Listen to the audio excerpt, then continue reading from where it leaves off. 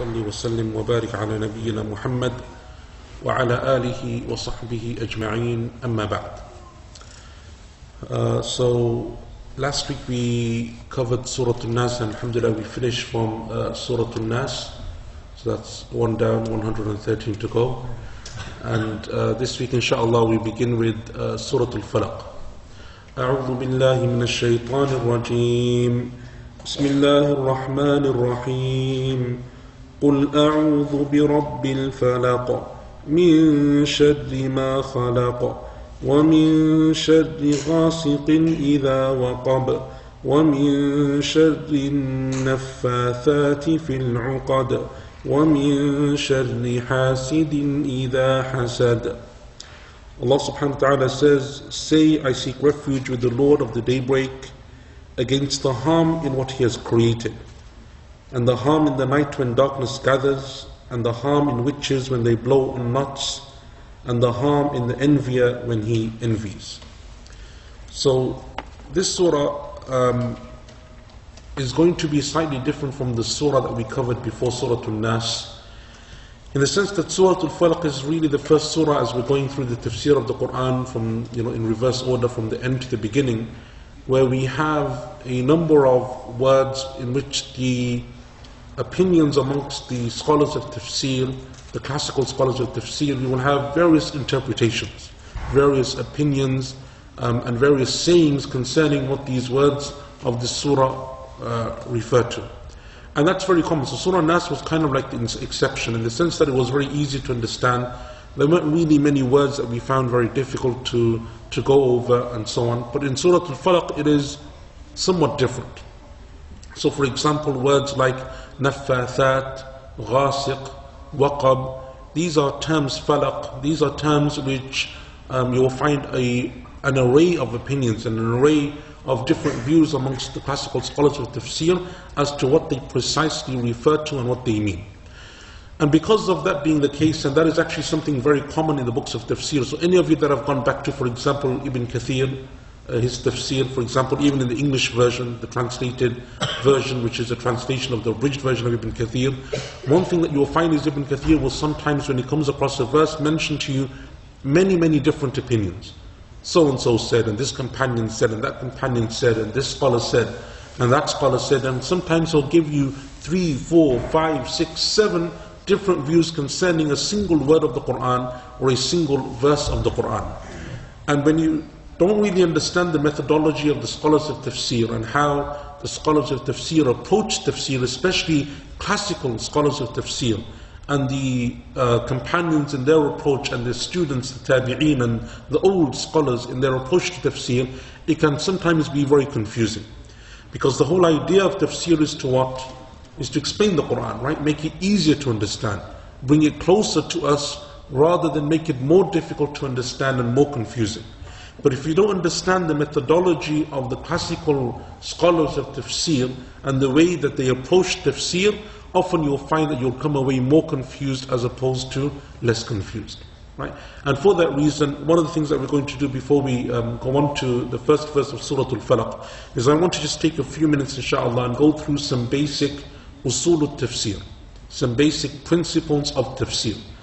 And this is a whole science in itself. So like in fiqh, which is like the practical rulings of the sharia, the do's and the don'ts, you have usul al-fiqh, which is the principles of fiqh. And those are the principles that govern the science of fiqh. They tell you how to do your fiqh, right? They tell you how to reach your conclusion and reach the rulings of the sharia.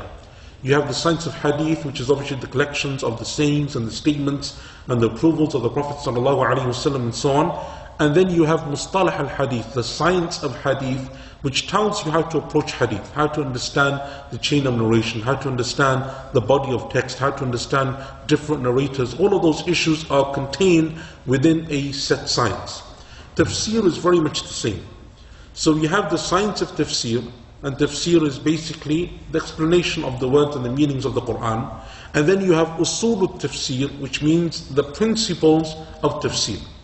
And they basically govern the science of tafsir. They tell you how to understand tafsir, right?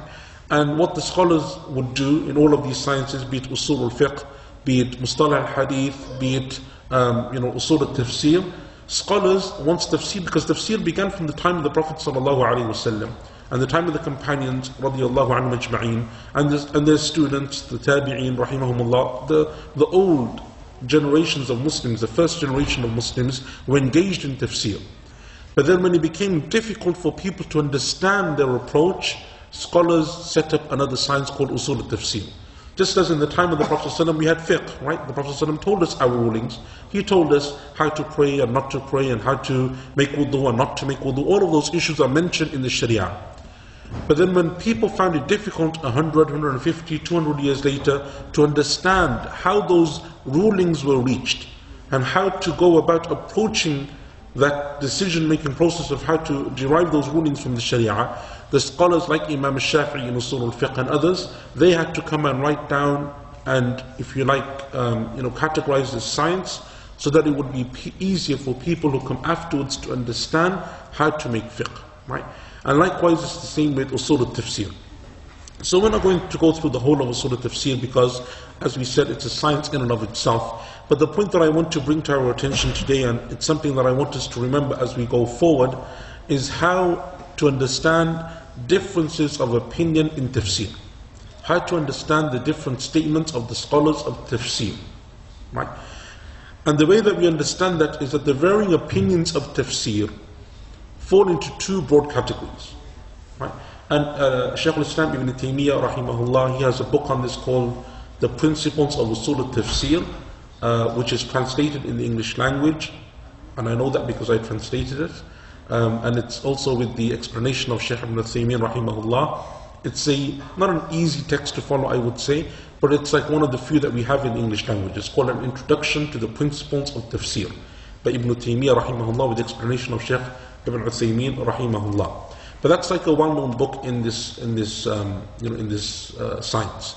And Imam al-Shatibi rahimahullah in al-Muwafaqat. Al-Muwafaqat is like a 5-6 volume compendium on usul al-fiqh and maqasid and so on. He also goes through some of these points on usul al-tafsir, but that's something which isn't, to the best of my knowledge, translated into the English language. The point is that when the scholars speak about this, right, so when you come across a verse and you find Ibn Abbas said something, Ibn Mas'ud said something, Abu Hurairah said something, Mujahid said something, Al-Hasan said something, Sa'id ibn al-Musayyib said something, Qatada said something. You have all of these names, all of them from the generation of the companions or their students, and what it seems to be is that each and every single one of them is saying something completely different.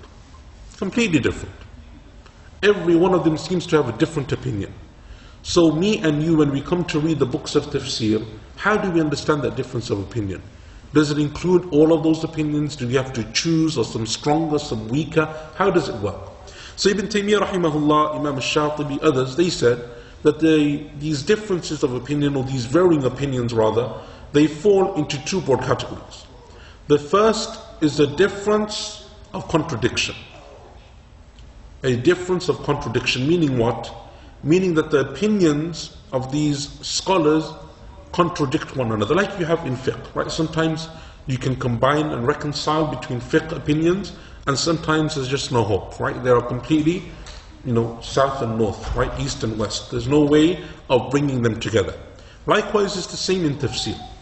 Sometimes you have opposing opinions, right? One scholar went to one opinion, another scholar went to a different opinion. It is two different opinions, and you must choose one over the other. However, this in tafsir is the minority. It's the minority. Unlike, for example, in fiqh, where it's very common, right? In many masail, in fact, the masail or the issues of fiqh in which the scholars have all agreed unanimously, the scholars of ijma' are very few, right? They go into a very small book. Scholars have written on the issues of ijma', and it's a very small book, 100 pages, 150 pages, all of fiqh. Only those issues they have agreed upon. And then you have volumes upon volumes upon volumes of issues that they differed over, differences of opinion. Right? Whereas in tafsir it is the opposite. And perhaps Allah Azza wa Jalla knows best. Maybe that's from the miracles of the Quran and from the way that Allah subhanahu wa ta'ala has preserved the Quran. That the majority of the difference of opinion in Quran, or the varying opinions that you read, are not contradiction. They fall in the second category. What is the second category? اختلاف التنوع.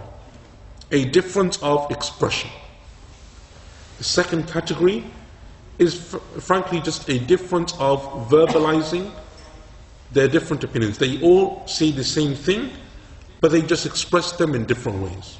Right? They express them in different ways. That is the majority in the works of fiqh. And if you read in the classical books of tafsir and so on, you'll find that many of the scholars alluded to this. Ishaq ibn Rahawayh rahimahullah was one of the old scholars of hadith and tafsir and so on. He said that this is very common in the Quran. Very common. That when the companions used to differ in tafsir, their difference is a difference of expression, not a difference of contradiction. Meaning that they're speaking about the same thing, it's just that they're speaking and expressing themselves in different ways. Right? So for example, if I was to say to you, describe this masjid for me. Right? Some of us would describe it by its size, others maybe by its location, others maybe by the decor, others maybe by the name, right? But we're all speaking about the same thing. We're all speaking about this masjid. It's just that we've chosen to focus on different things. So we're not contradicting one another, we're just simply expressing our views in different ways, right? And that is the difference between the two. So, for example, in the Quran, Sufyan ibn Uyayna rahimahullah is also one of the early scholars of Islam. He gave an example of this, right? And this is to show you that even at the beginning of Islam, in the early generations, when we're talking about the first 3 generations of Muslims, they understood this concept that when the scholars differ, or the companions differed over the tafsir, it was a difference of expression. So, for example, Ibn Uyayna rahimahullah, Sufyan ibn Uyayna, he said that when we have the verse that we spoke about last week, right, when we were speaking about min sharril waswas al-khannas, and we said that al-khannas means what? It means to retreat, right? Retreat. And then I gave you another example in the Quran where Allah Azza wa Jal uses the same root word of khannas in Surah Al-Takwir, فَلَا أُقْسِمُ بِالْخُنَّسِ, right? That Allah takes an oath by the khunnas. And we said that there are two different opinions as to what khunnas means. Some of the companions, they said, like Abdullah bin Mas'ud, he said that it refers to animals, wild animals. And others from the companions like Ali radiallahu anhu and others said that it refers to the stars. Right? Ibn Uyayna rahimahullah said that both of them are speaking about the same thing. Even though apparently they seem like east and west, right? One's speaking about animals, one's speaking about the stars, right? One's in the skies, one's on earth. But actually, in reality, they speak about the same thing. Why? Because the word khunnas means to hide and retreat. So wild animals, or some wild animals, when you approach them, they run away and they flee, right? Or if they hear you approaching, they flee and they retreat to their dens and their holes and so on. And likewise, the stars, when daylight comes, it also retreats. Right? Darkness retreats, the stars retreat, they're there, they haven't vanished, it's just that they're not visible to our plain eyes. And so he said, therefore, both of them are speaking about the same thing, they just express themselves differently. Right? And that's something which is important to understand in the way that the scholars approach tafsir. And that's why Ishaq ibn Rahawayh rahimahullah said, and the reason why people think that the differences of opinion amongst the scholars of tafsir are actual differences of opinion is because of ignorance of the methodology of the scholars of tafsir. It's because they don't know, right? And so we take things at face value. We read, for example, Ibn Kathir, or around any tafsir, Qurtubi, Tabari, any of those classical works of tafsir, where someone's going into detail and you see all of those different opinions, and we just take them at face value, right? And then we become more confused. And the amount of times people have asked me this question, especially because I teach Quran courses and so on, people come and say, Shaykh, I've read the tafsir of this verse, but I had 6 different opinions. Which one do I choose? And they fail to realize that all of them are speaking about the same thing. And we'll give some examples of this. And that's why Al-Hasan al-Basri rahimahullah, who's also from the students of the companions, he said that the reason why people get confused because of this is because of a lack of understanding the Arabic language. Right? That's what he put it down to. When people came into Islam and they didn't know the Arabic language, and they weren't able to understand the methodology of the Arabs and the way that the Arabs used to express themselves and the way that they would speak, they found it difficult to understand why the companions expressed themselves in different ways. Right? And remember, the companions, each one of them is a scholar in their own right, and they're major figures and so on. It's not necessarily the case where each and every single one of them will be 100% in their words and their statements with the next one. Right? Ibn Abbas isn't going to clone the words of Ibn Mas'ud, and Ali, and Abu Hurairah, and Aisha, and the other companions. And likewise their students, Mujahid, won't say exactly what Qatada said, and Al-Hasan said, and all of those scholars. Right? So each one of them expresses something in their own way, using their own words, their own expressions, but in essence they mean the same thing. So Imam al-Shatibi, Ibn Taymiyyah rahimahullah, others, they gave examples of this. Right? Ibn Taymiyyah rahimahullah, he said that this falls into 4 categories. The differences that you find in the scholars of tafsir, they are in 4 categories. Right? The difference, and we're talking about the second category.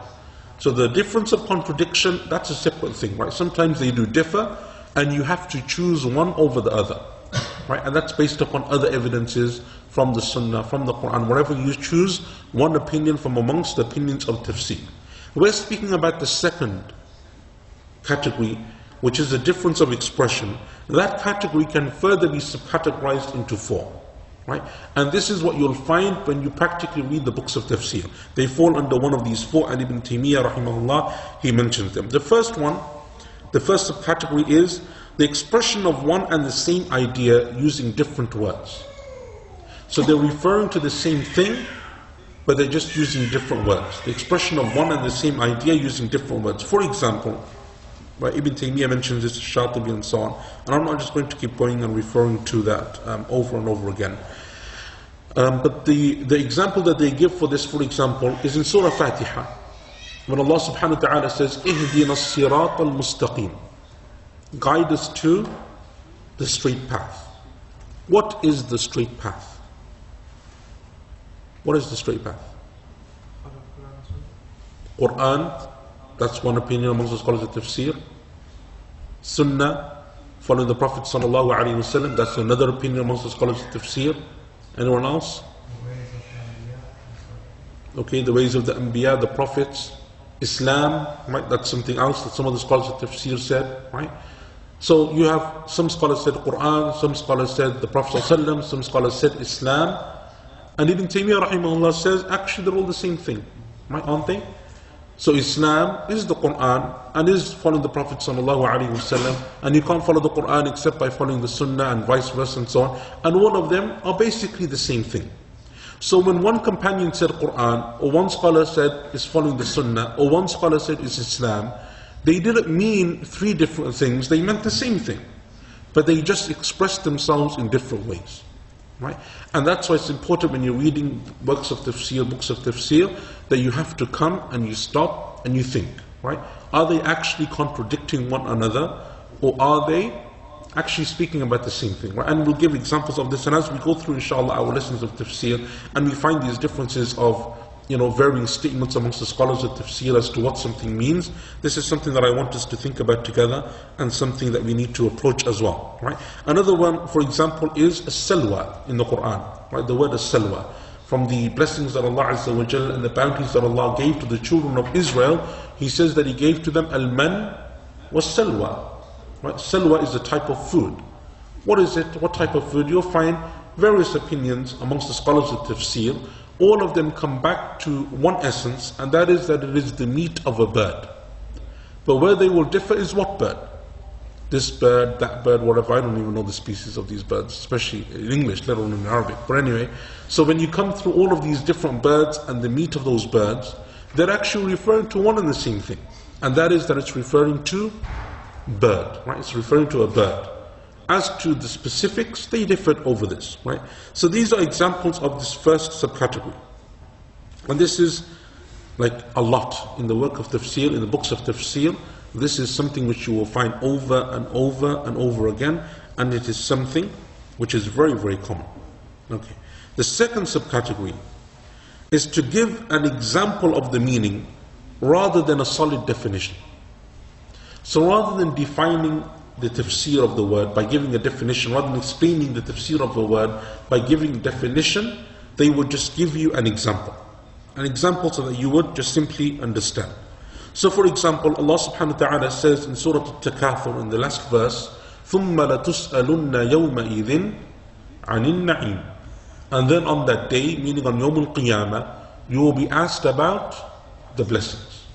Right? On Yawm al-Qiyamah, you will be questioned by Allah, and you will be asked about the blessings that Allah subhanahu wa ta'ala gave to you. What does that mean? What are the blessings that Allah is referring to? Some of the scholars said it is security, safety. Other scholars said it is good health. Other scholars said it is food and drink. Other scholars said it's the fact that the Sharia has been made easy to follow and to abide by, and so on and so forth, right? And so all of this is basically referring to the same thing. They're speaking about examples of blessing. They're not defining the word blessing. What are they doing? They're giving us examples of the word, right? Just to make it easier for us to understand, right? So that's the second subcategory. That the scholars, rather than define, they would give you examples. The third one is that the word itself in the Arabic language doesn't have one meaning, has multiple meanings. It is an ambiguous word. And therefore the scholars interpreted that word by all of the meanings that that word entails. By 2 meanings or 3 meanings if the word carries more than one meaning. Right? And an example of this is what Allah subhanahu wa ta'ala says in Surah Al-Takwir, verse number 17, وَاللَّيْلِ إِذَا عَسْعَسْ. Allah takes an oath by the night, and then He describes it when it as'as. What does as'as mean? As'as can mean both 2 things in the Arabic language. It can mean when the night begins or when the night ends. When the night begins or when the night ends. So Allah Azza wa Jalla is taking an oath by the night, by either its beginning or by its end. And the Arabic word encompasses both. Again, that's not a contradiction. Because whether it's at the beginning of the night or the end of the night, the fact is that Allah subhanahu wa ta'ala is still taking an oath by the night. Right? And perhaps one of the ways to reconcile, one of the ways that the scholars do, is that therefore it means the whole night, the entire night. Right? The beginning and the end are the 2 points, the starting point, the ending point, and therefore Allah Azza wa Jal is taking an oath by all of the night from the beginning to its end. Another example of this is in Surah Al-Muddathir, verse number 51, where Allah subhanahu wa ta'ala says, فَرَّتْ مِنْ قَسْوَرَةٍ. They flee from the predator, as if they are fleeing from the predator. What is the predator? Right? So some scholars said it is a hunter. Other scholars said it's a lion. Other scholars said it's a tiger. Other scholars said anything that hunts, right? Any type of predator, whether it's like, an animal or bird, any type of predator, anything with claws and fangs. Again, it doesn't, it's not a contradiction, right? Because the word hunter or predator can refer to more than one, right? It can refer to all of them. So again, the Arabic word allows for multiple meanings, right? And all of those meanings are correct in the context of the verse, and therefore it is something which the scholars of tafsir don't consider to be a contradiction. And the fourth and final one is that they use similar words, right? That they're actually speaking about the same thing. They're actually using adjectives for the same word, right? It's the same word, but they're just using different types of the same word. So for example, when Allah Azza wa Jalla in Surah Qaf, verse number 38, He says, وَمَا مَسَّنَا مِن لُغُوبٍ. That Allah created the heavens and the earth and what is between them. وَمَا مَسَّنَا مِن لُغُوبٍ. And we found no lughub. We experienced no lughub. What is lughub? Some scholars said it is fatigue. Some scholars said it is tiredness. Some scholars said it's exhaustion. And all of them are adjectives for the same thing, right? They're all synonyms. They're all referring to the same thing. And they are just simply, referring and pointing to the one thing, but it is using similar words. So these 4 subcategories are what you find in the works of tafsir. So when you come to any book of tafsir, especially classical works of tafsir, and you find varying opinions amongst the scholars of tafsir, the majority of them fall into this second category, and that is that the scholars are just simply expressing themselves in different ways. But actually they are referring to the same meaning. And sometimes, yes, it is a contradiction. Sometimes there is no way to reconcile, and therefore it is something which the scholars will then themselves say, but this meaning is stronger or that meaning is stronger. If you read Ibn Kathir, if you read Al-Tabari, if you read Al-Qurtubi, they often point to these things, right? When there's a difference of opinion that cannot be reconciled, there is a contradiction, they will say that's stronger or that's weaker or that seems more apparent, and so on and so forth. So that's just something which I wanted us to bear in mind, inshallah, because it's going to come a number of times, especially in Surah Al-Falaq, but it's going to come throughout the tafsir of the Quran as we progress, inshallah ta'ala. So Surah Al-Falaq, right, chapter number 113. This surah, we're not going to go through the introduction again because we covered its introduction at the introduction of Surah Al-Nas. As we said, both of them are considered to be the same. It has a number of names that it's known by. Surah Al-Falaq is its most common name, right?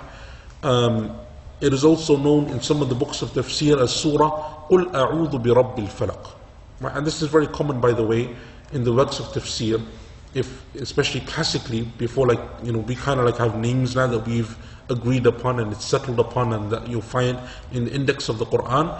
However, in classical times, in the olden times, it wasn't necessarily the case that everyone had kind of agreed on a set name for the surahs.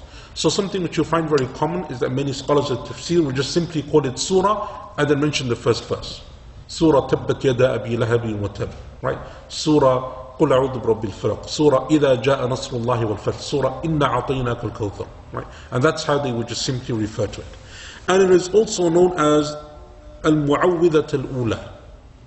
So the two surahs, as we said, فلق الناس, are known as the معوذتين or the معوذتان, which means there's two surahs that give you refuge and shelter and protection.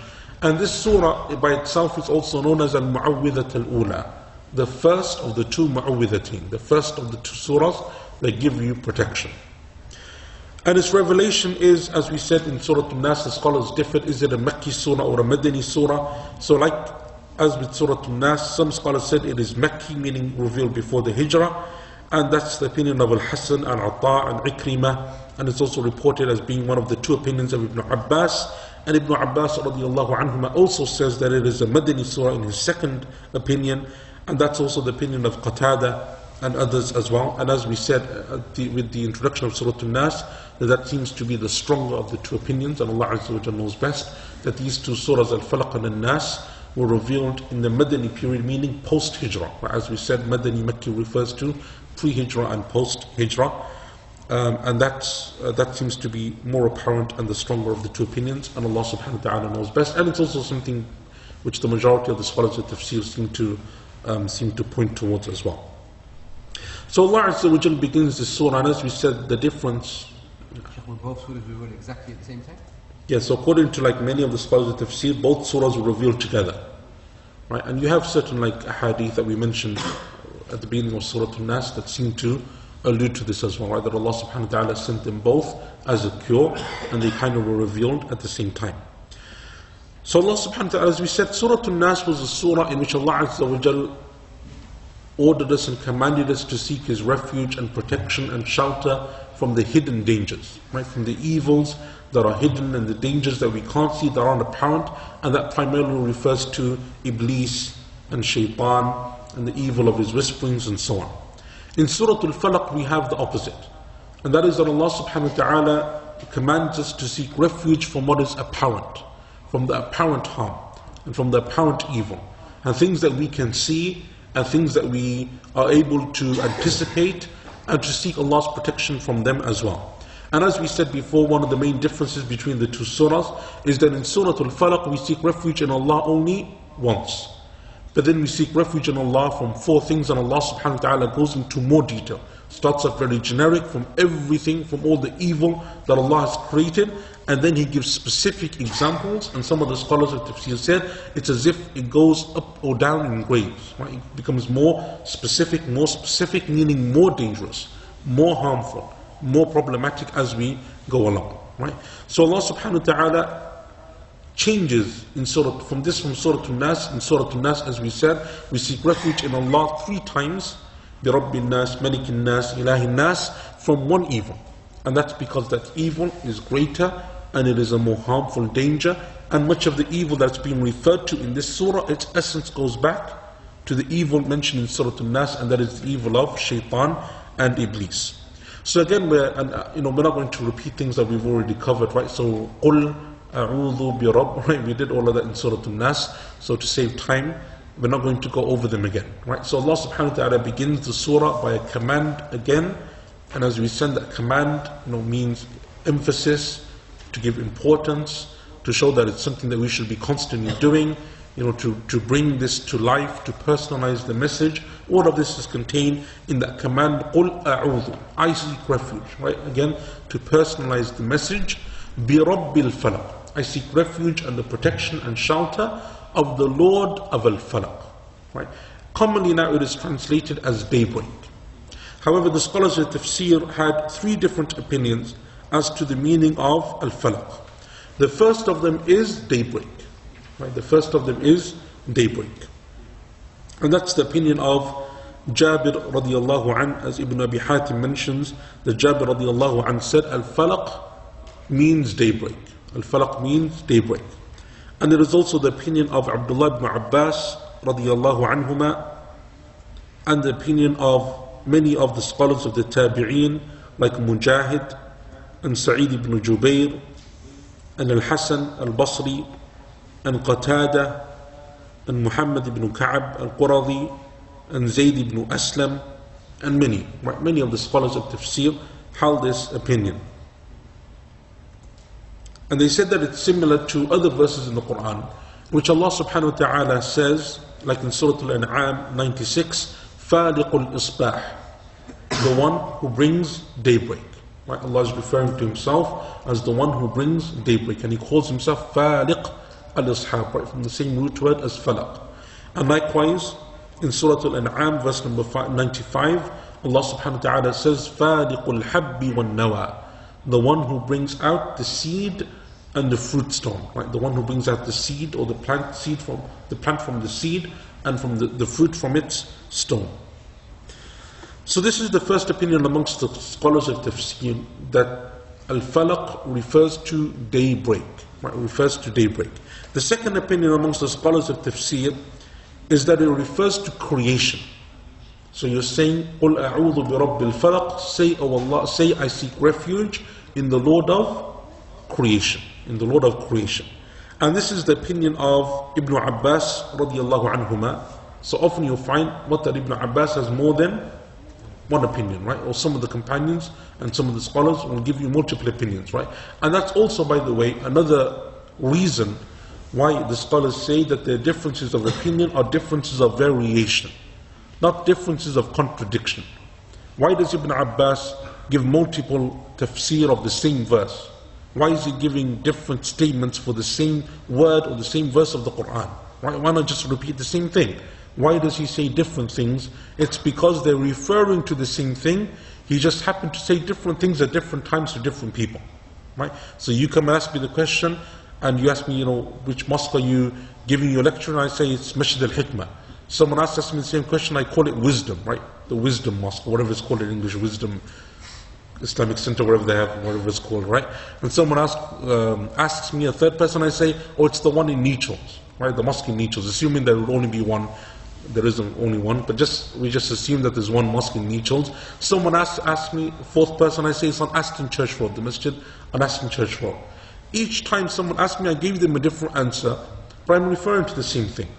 So when the scholars of tafsir, when they went through the statements of Ibn Abbas and Ibn Mas'ud and so on, and they found that this was very common, that these scholars, these amazing companions of Quran and tafsir, they would give multiple opinions for the same verse and the same word, they realized that they're not contradicting themselves.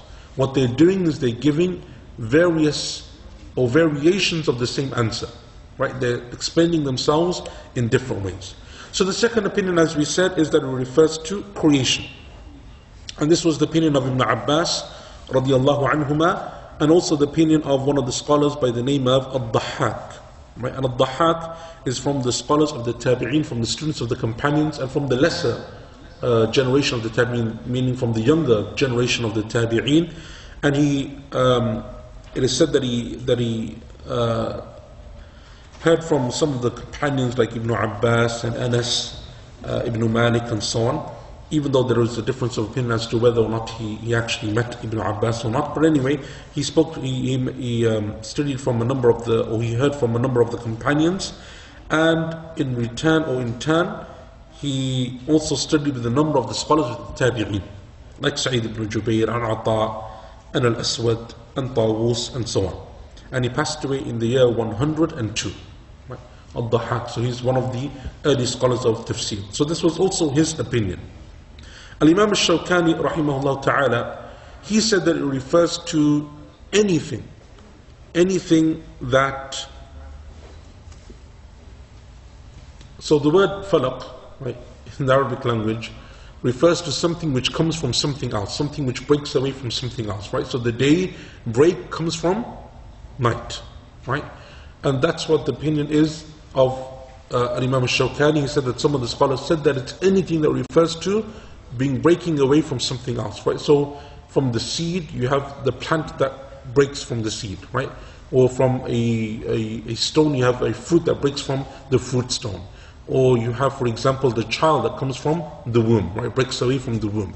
Anything that comes out from something else, all of them can be contained linguistically in the meaning of al-falaq, right? So this is what Imam al-Shawkani rahimahullah said, and he said, and he attributed this opinion to Al-Hasan al-Basri rahimahullah ta'ala. That this is what Al-Hasan al-Basri rahimahullah ta'ala said, and that's why the opinion of creation, the second opinion of Ibn Abbas, this is what it's referring to, and Allah knows best. It's referring to not just the daybreak, but all of the various variations within the creation of Allah subhanahu wa ta'ala, where something comes from something else, where something breaks away from something else.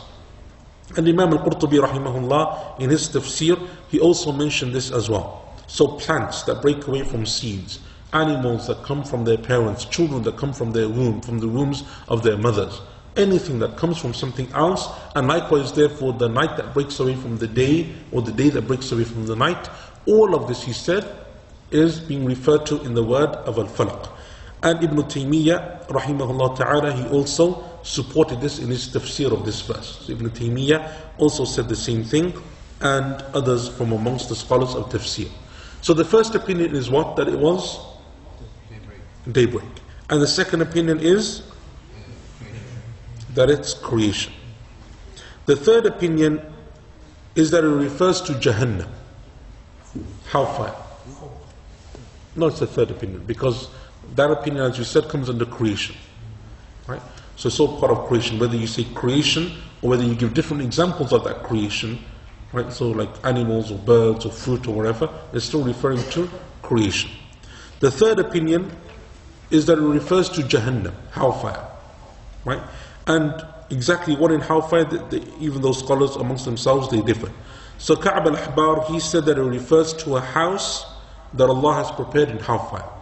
So you seek refuge in Allah, the Lord of the hellfire. Right? قُلْ أَعُوذُ بِرَبِّ الْفَلَقِ. He said that it refers specifically to a house in Jahannam. Abdullah ibn Umar radiyallahu anhuma, it's reported that he said that it refers to a tree in the hellfire. شَجَرَةٌ فِي النَّارِ. Right? And others from amongst them said that it refers to a valley in the fire of hell. Right? A valley in the fire of hell. And others said that it refers to a vessel or a pot in the fire of hell that is covered. When it is opened, the fire comes out of that pot and it is extremely hot. Right? It is extremely hot. And this is the opinion of As-Suddi, right? That it's some kind of a pot, or that it's some kind of valley in the fire of Jahannam. And this was the opinion of Al-Imam As-Suddi. And Imam As-Suddi is also from the Tabi'een, from the students of some of the companions like Anas ibn Malik and others, and he was born in the year 49 Hijri and he passed away in the year 127 Hijri. Right? So Suddi, Dhahhak, Qatada, these are names that we should be familiar with. So this is the third opinion, right? That refers to something within the fire of hell. And they use as proof of this, by the way, a weak hadith. It is a hadith that is rejected. But in the hadith it said that the Prophet ﷺ said that al-falaq is a pit in the fire of hell. It is a pit in the fire of hell. But as we said, that this is a hadith that is weak and it is not accepted. And some of the other scholars said that it's from the names of Jahannam. Right? So all of them said that it's the name of Jahannam, it's a pit in the fire, it's a tree in the fire, it's a house in the fire. All of that kind of comes back to the same thing, that it's referring to Jahannam or the fire of hell. And Imam al-Tabari rahimahullah, after mentioning all of these opinions, he said, and the strongest of them, the strongest of these opinions is the first opinion. And that is that it is referring to daybreak. Right? Al-Falaq refers to al-Subh or the daybreak. And this was also seconded by Ibn Kathir, rahimahullah. Al-Imam al-Bukhari in his Sahih mentions this as well. Al-Imam al-Baghawi, Al-Imam al-Shawkani, they all mention this. Right? They all say that the strongest opinion from these three is that it refers to daybreak. Right? And this is and this is what you'll find the vast majority of the scholars of tafsir referring to. If you look at it though more carefully and you analyze this based upon what we said in the introduction, right? So when you have these differences of opinion now, so we probably mentioned what, 12 different opinions, right? Like, in terms of like the nuances and the finer details. We went through maybe 10, 12 different statements from amongst the scholars, right? And then we kind of like categorized them under three: daybreak, creation, and hellfire. But when you analyze this further, what you find also is that actually two opinions are very close and very similar, and one is contradictory. Right? So which two are very close? Creation and daybreak. Right? Both of them are very close, and that's why Ibn Taymiyyah rahimahullah and others, they said that it refers to not just daybreak. Daybreak is too specific. They said it is anything in the creation of Allah that refers to this. Right? And in Adwa al-Bayan of Shaykh Muhammad al-Amin al-Shaqiti rahimahullah, who's also one of the contemporary scholars of tafsir, he says, or rather his student who finished that book, he says that this seems to be the strongest view. That creation and daybreak are very similar to each other, and they refer to, they can be like kind of categorized into one. Both of them kind of complement one another. As for the third opinion, which is that it is Jahannam, you can't really reconcile. Right? You can't really reconcile between them. They said that seems to be a further opinion, like a far off opinion, and that seems to be the correct, position on this verse. Falaq, it refers to creation or daybreak, and it doesn't refer to Jahannam. Right? It doesn't refer to Jahannam.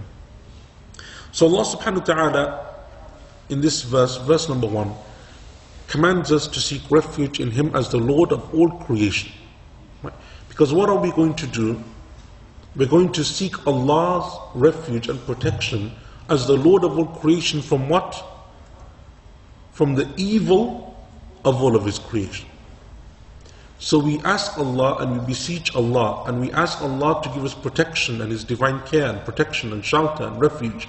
All of that from the evil of His creation, because He is the Lord of creation. Right? There is no master, no Lord, no one who has full power and authority over everything in the universe except Allah subhanahu wa ta'ala. And the word falaq in the Arabic language, as we said, it's something which is therefore clear. Right?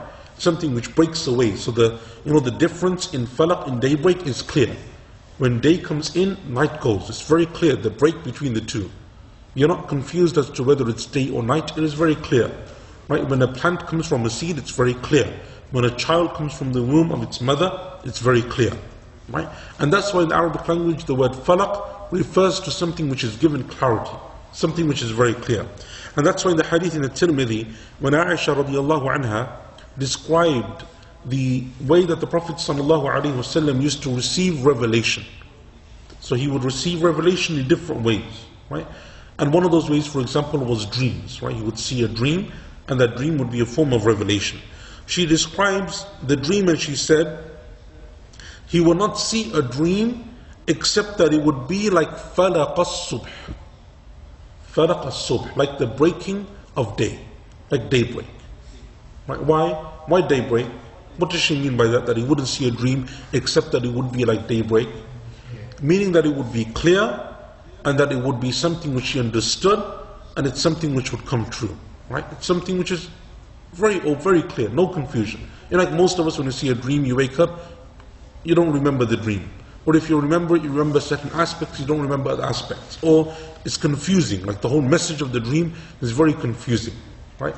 And that's why we know that dreams are of different types. You have dreams that come from shaitan, which are nightmares, and then you have dreams which are from hadithun nafs, which is just like you're so busy and preoccupied in your mind that when you go to sleep, that stuff carries over in your dreams. So maybe you're stressed at work and then you have a dream about being stressed at work, right? You're stressed about marriage and you get a dream about being stressed in marriage, right? You're stressed about money, you get a dream about it. So it's kind of like carrying on. It's called hadithun nafs, right? Your soul just carries on into overdrive after you go to sleep. And then you have dreams that are good news, right? Dreams that come from Allah subhanahu wa ta'ala. And from the signs of Yawm al-Qiyamah, as the Prophet told us sallallahu alayhi wa sallam, is that the believers will see a dream and those dreams will come true. And the Prophet ﷺ said, and the ones who are most likely to have dreams that come true are the ones from amongst them who are most truthful in speech. The ones who are most truthful in speech are the ones most likely to see dreams that will come true. Right? And as we know, the prophets of Allah, they used to receive dreams, right? As part of their wahi and part of their revelation. So Ibrahim alayhi salam, in the Quran, Allah Azza wa Jal mentions when he's commanded to slaughter his son Ismail, where does that commandment come from? A dream. Ya bunayya inni ara fil manami anni adbahuka fanzur madha tara. Oh my son, I see in my dream that I should slaughter you, so what do you think? قال يا أبت افعل ما تؤمر. He said, oh my father, do as you have been commanded. Because that dream is a revelation from Allah subhanahu wa ta'ala. As opposed to us, me and you, when we receive a dream, even if it comes true, it's not revelation. Right? You can't based upon your dreams, it's not a revelation from Allah subhanahu wa ta'ala. It's not for you to make something halal or haram. For the prophets of Allah, it is different. Right? And another example of this is in the story of Yusuf alayhi salam. Right at the very beginning, what does he say? إِنِّي رَأَيْتُ أَحَدَ عَشَرَ كَوْكَبًا وَالشَّمْسَ وَالْقَمَرَ رَأَيْتُهُمْ لِسَاجِدِينَ. He says to his father Yaqub alayhi salam, oh my father, I saw 11 stars, the sun and the moon, all of them prostrating before me. قَالَ يَا بُنِيَّ لَا تَقْصُصُ رُؤْيَاكَ. Oh my son, don't mention this dream to anyone. But later on it would come true. Right at the end of the surah he says, هذا تأويل رؤياي قد جعل ربي حقا. This is the interpretation of my dream that Allah caused to be true. When Yaqub and his wife and his brothers, all of them come and they prostrate before Yusuf alayhi salatu wasalam. So Aisha radiallahu anha is describing the Prophet sallallahu alaihi wasallam's dreams and its revelation, and she calls it falaq as-subh. Right? And that's why many of the scholars, or the majority of the scholars of tafsir, when they specified it to mean daybreak, they have all of these different like supporting evidences that they use to show that it means daybreak, right?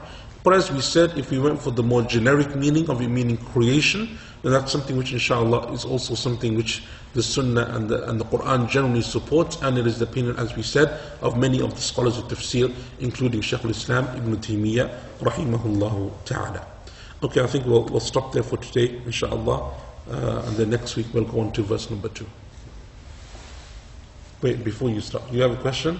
Let me do this one, so I forget. Right. So, when is this? 2 weeks? In 2 weeks' time, on December 7th to 9th, we have another Al-Maghrib course coming. Can you see this? Right. So, this time, Protect This House by Shaykh Abu Isa, Ni'matullah. He's coming, inshallah, to Birmingham the weekend of 7th to 9th, and it's being held at the University of Birmingham. So for those of you, I think most of you know who Shaykh Abu Isa is. For those of you who don't know, when we started QP, he came for the first session. He helped me to do the introduction and to kickstart this program. And he's coming back. I think he has. He's not. Has he done this? Sorry? This course was 6 years ago. Oh, this. Okay, so he did this course like 6 years ago. But I'm sure in 6 years he's increased in wisdom and knowledge and many other things. So inshallah he's going to be delivering this course again. From what I've heard, it's an amazing course. Like, I haven't attended this course, but from what I've heard from everyone that I've spoken to that's been, it is an amazing course. What is it on? It's about everything to do with family relationships, right? Parents, children, in-laws, teenagers, the whole like dynamics of a family. And honestly, it is one of the most important and one of the most stressful topics that everyone really needs to know, right? The amount of people that come up to me and have problems, in-law problems, spousal problems, children problems, like your children are young, then they're going to teenagers, and all sorts of dramas that go on in terms of just that family unit and how to deal with them, not just based upon knowledge from the Quran and Sunnah, but real life experience that the Sharia gives to us and tells us to live it in a practical way that is realistic based upon the statements of the scholars and all of that stuff that we have within our Sharia. I think that it's something which is amazing, and it's something which I would highly recommend. So this course, I think, is also going to London, and it's already sold out. Right? It's already like they already have 400 odd people and it's sold out. Right? Kaka's telling me all this stuff. And it's coming to Birmingham the weekend after. Right? So in 2 weeks' time, and inshallah, I'm sure that it's going to be like a sold out class here as well. So I would highly recommend if you go to, where do they need to go, man, for this? Speak to you? qfawz.org, qfawz.org, inshallah, for more details. And if you want to just a taster, like there's a free Friday night on the 7th, so you can just turn up, don't have to pay anything, sit there for 2-3 hours, and then pay afterwards. So inshallah, that's something which I would highly recommend. And I think you have a breakout room, right? For, a mother-toddler room. So for sisters as well, you can take the whole family along. Just take everyone, take the kids, take everyone, make it a weekend out, inshallah, and that would be good. Okay. You had a question? Yes. Devotion, obviously, we can't get revelation, but we can get ilham. Okay, so the question is that we can't get revelation, but we can get ilham. Ilham loosely translated as inspiration. Right? And yes, that's true, you can get ilham.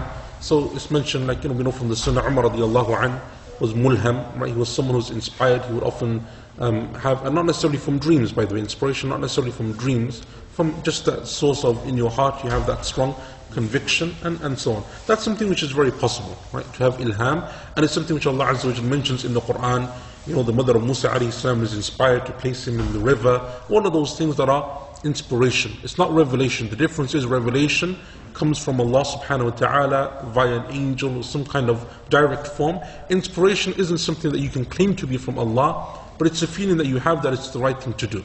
And that's why the Prophet ﷺ recommended that we pray Salatul Istikhara. When you want to make a decision, you ask Allah to guide you in what is right in that decision, and then that feeling that you have in your heart that you want to go one way or another, that is a type of inspiration that Allah subhanahu wa ta'ala gives. Right? It is something which you have a feeling that you feel that this option or that option is better for you in that regard, and Allah Azza wa Jalla knows best.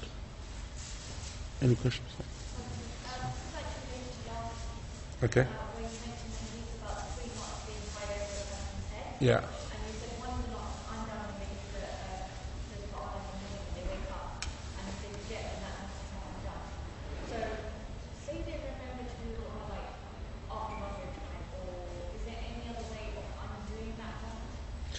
So the question is regarding, last week we spoke about the hadith in which the Prophet ﷺ told us that shaitan, when we go to sleep, ties 3 knots upon us. The first knot is tied when you wake up and you remember Allah's name. The second one when you make wudu. The third one when you pray fajr. So that the hadith seems to be very specific to the fajr time, right? And the fajr, the whole process of waking up for fajr and praying salatul fajr. So the hadith says that if you do that, you wake up and you're energetic. Otherwise, you oversleep and you wake up lazy. So the point is that once you've missed fajr, shaitan has achieved his goal.